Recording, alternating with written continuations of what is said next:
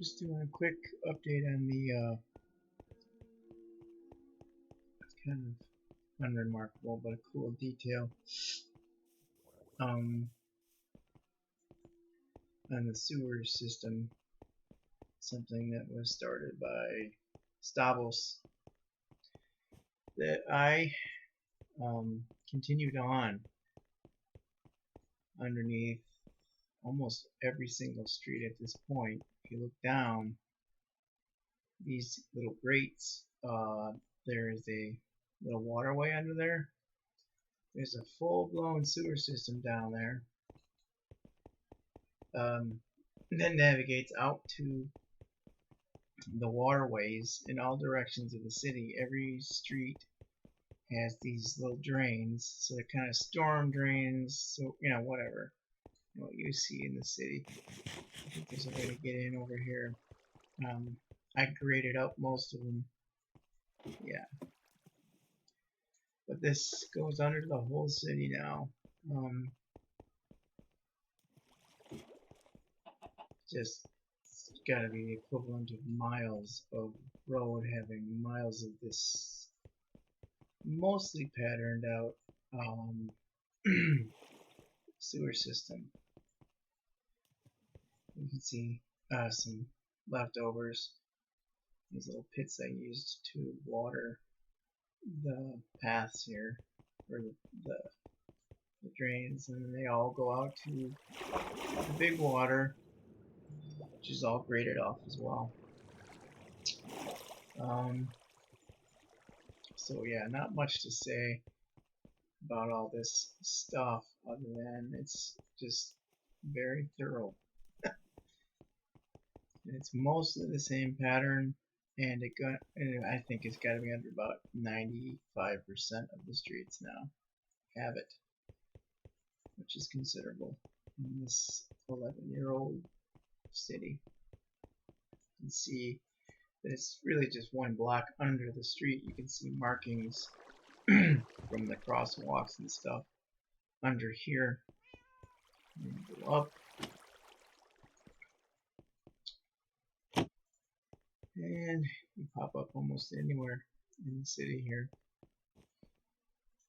I like the access to these doors, but I don't like the way they look. So, I don't know. I don't see anyone going down there needing to go down there, but just knowing that the detail is there is pretty darn cool. The new projects coming up are going to be pencil towers. That is narrow, very tall skyscrapers, which most people seem to make the mistake when they're building these towers to do with buildings like, say, the Sears Tower. And the Sears Tower is really more like, 15 pencil towers all smashed together in a pattern. But until you get it out to this scale on a building like Sears Tower that's 50 by 50 and at the base, it's very difficult to establish details like that.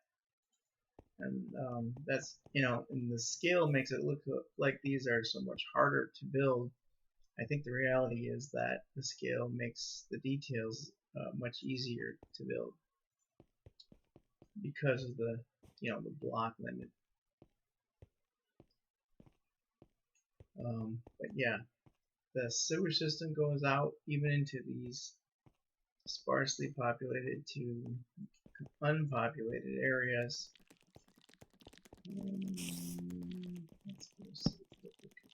Uh-oh. Leave me alone. Leave me alone.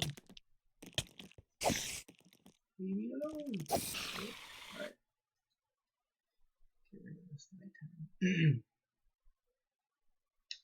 Hello, viewer. Yeah, so anyways, the whole thing was to show the sewer system going under the whole city. There's ladders and access to most places, but you would have to break a grate to get into the sewer system, except for a couple of covers that are near the downtown that flip up. But yeah, it runs underneath all the streets here. And like I said, the next bit for the city is going to be a series of pencil towers. I really wanted to turn that jungle biome, or that whole corner of the jungle biome, into sort of a central park that had some pencil towers and gardens around it. But I've got a lot of plots here that I need to build on before I get there.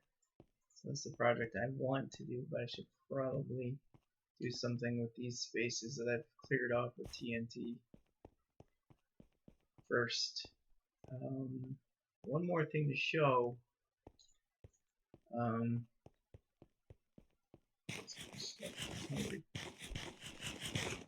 more thing to show would be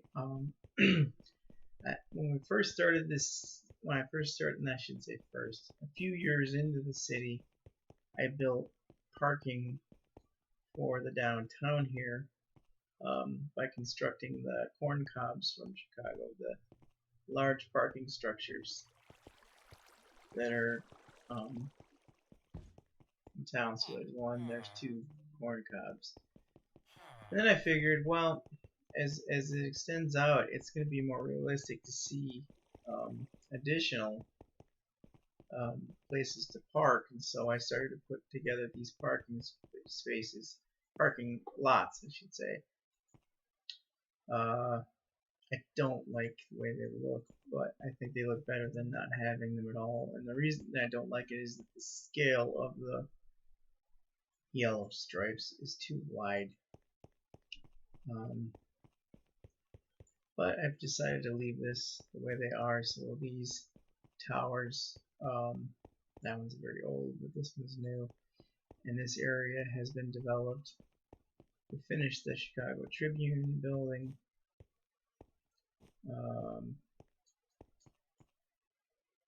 So yeah, I got parking lots wrapped into those three buildings on this one huge block.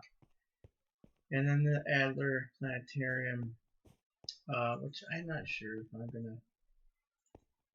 Not crazy about the way this turned out. It needs a lot more detail still. I do like the way the dome turned out,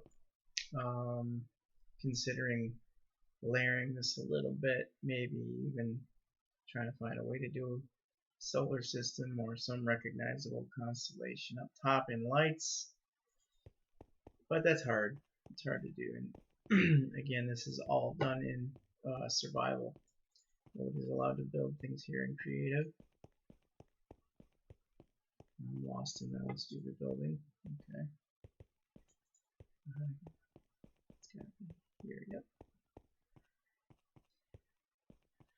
Alright, so Adler Planetarium. And that's.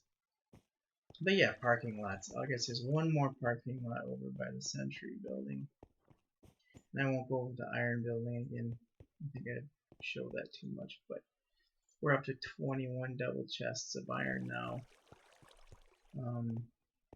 Even though I have not been in the vicinity of it very much.